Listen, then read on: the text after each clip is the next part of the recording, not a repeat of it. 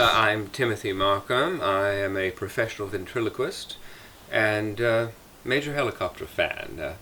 I've been doing ventriloquism for the last 10 years here in the UK, along with my friend Simon here.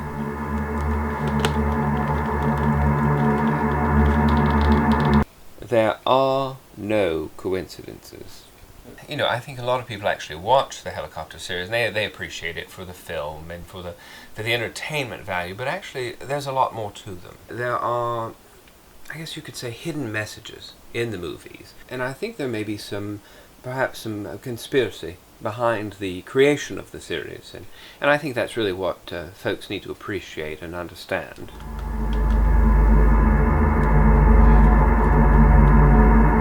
In every movie, there is a picture of a holographic poodle. Now, this picture makes an appearance 3 times in each of the films. So many things happen in threes. You think about Earth, Wind, and Fire, you think about the Trinity, so it's no coincidence that this poodle appears 3 times in each film. I think what we're seeing is a reference to Cerberus, the dog that guards the gates to Hades, or Hell. Hellcopter, Hell.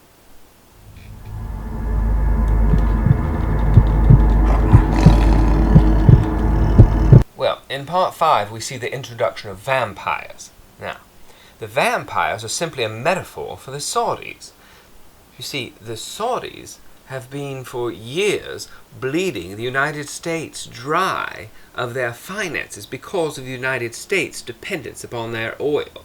The Hellcopter series actually is an expansion on what we see with the United States government and Area 51. You might say that Hellcopter represents Area 52.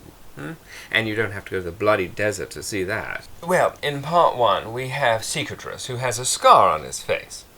Then we come to part 4, where we meet Meeper. Meeper also has a scar on his face. Now, where are these scars coming from? What is the significance of these scars? The scars recur in the same place on their face. You might say that they were even scar-crossed. In part 1, we have the scene where the blind man is being mugged, the Hellcopter comes down and decapitates the mugger. This is obviously a metaphor for the United States giving up the gold standard. You see, what happens when you don't have a head? You can't put gold coins on each eye to pay the ferryman. Once again, we see Greek mythology replete throughout the series. Tell them about the children! Yes, of course. One thing that we see is in the first film that Secretress and his wife have quite a few children, which are obviously referenced.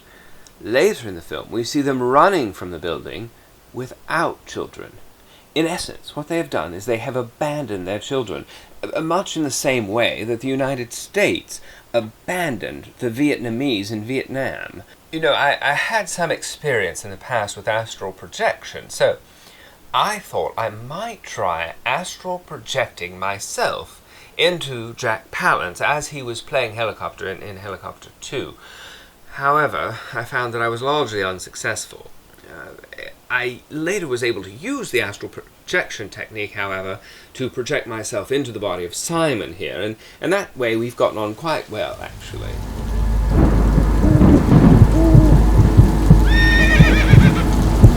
And at the beginning of Hellcopter 2, we see Hellcopter being reconstructed, a virtual a phoenix rising from the ashes. Once again, that Greek reference coming in. Much like the Americas when we saw the Reconstruction at the end of the Civil War.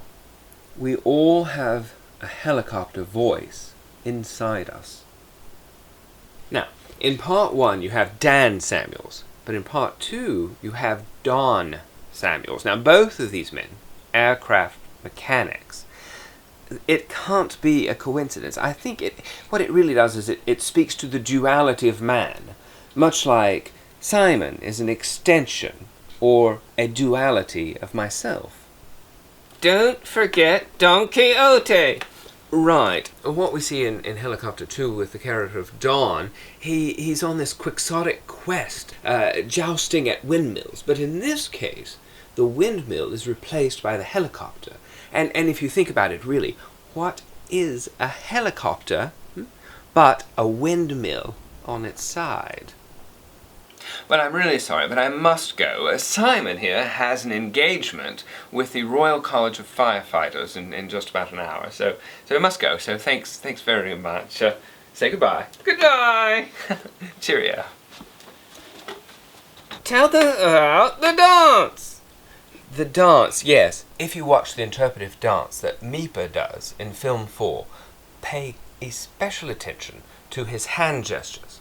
If you take that section of the film and play it in reverse, you'll see that his hand gestures are actually very carefully choreographed sign language, spelling out the identity of the individual who poisoned the horse Phar Lap in 1932 in New Zealand.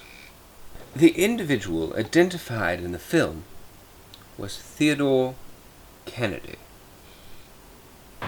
Cheerio.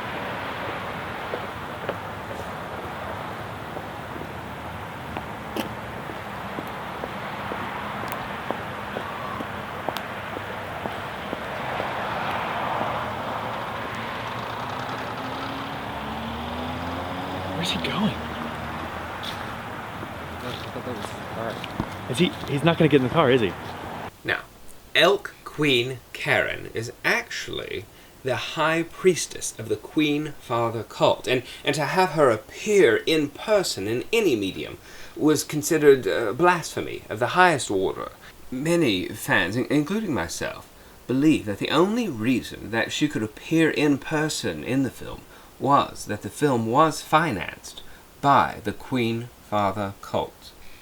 Elk Queen Karen, go by the way of the unsavory streets and find the worthy blood for the rebirthening. You may recognize those lines from film 4. However, I was reading directly from the text of the Queen Father cult. Yes, Lord Queen, it shall be done. I guess he's... Let's duck behind it. Okay, yeah. Doesn't seem safe all of a sudden. What do you think he's going to do? The bomber in the 1996 Olympics was found to have a copy on VHS tape of Hellcopter 4 at the time of his arrest. The name of that bomber was Eric Robert Rudolph.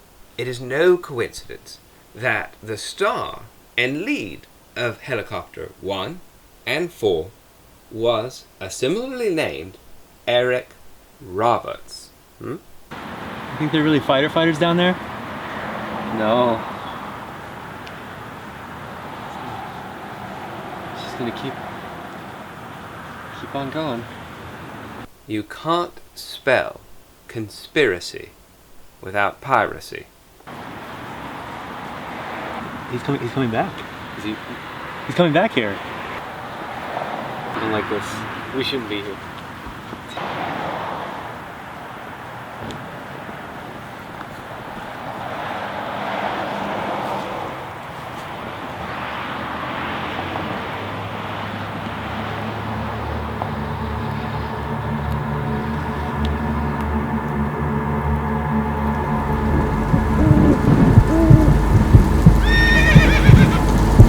Be sure to leave a comment on the YouTube page below the video. Only leave a comment if you really want to. Like us on Facebook. Only like us if you really like us. Follow us on Twitter at Hellcopter. See you at the movies.